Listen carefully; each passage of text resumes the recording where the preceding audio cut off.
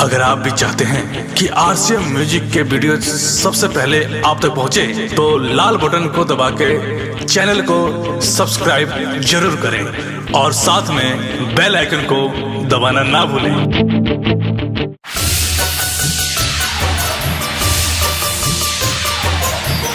Recording studio Delhi.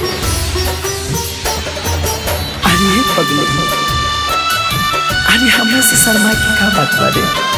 हाँ music अरे तुम एक बार हमके हंस के कह दिल रहते कि हमरा जिंदगी में कोई दूसर के हुआ गइल बा। अरे हंस के हम तेरा नजरी से दूर चल जाए रे। मोहब्बत में हो, मोहब्बत में, मोहब्बत में इतना सतावो न हो, का कमी बहम के बतावो न हो, का कमी बहम के बतावो न हो। जे कैलू है,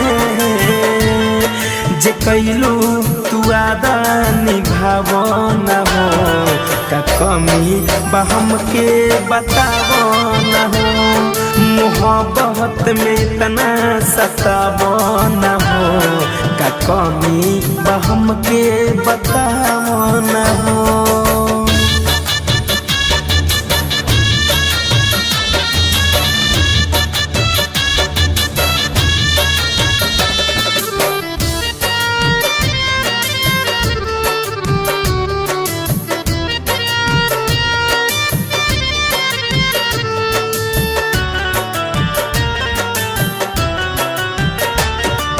तोहरा के चाहिए जनमों से ज्यादा, जबले जियम हम न बदलम इरादा।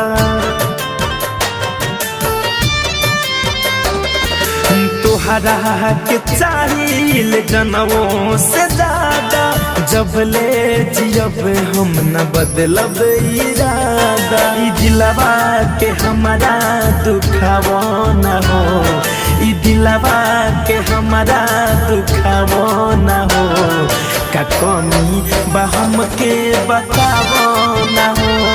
मोहब्बत में इतना सतावो न हो, का कमी बहम के बतावो न हो।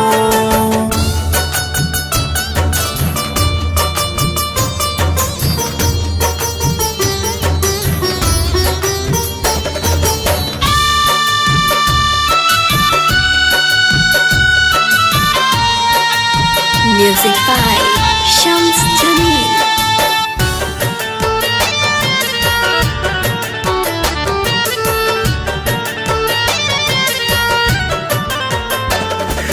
तोहरा सिवा केहू नहीं के हुआ, जाए से पहले उठा जई हो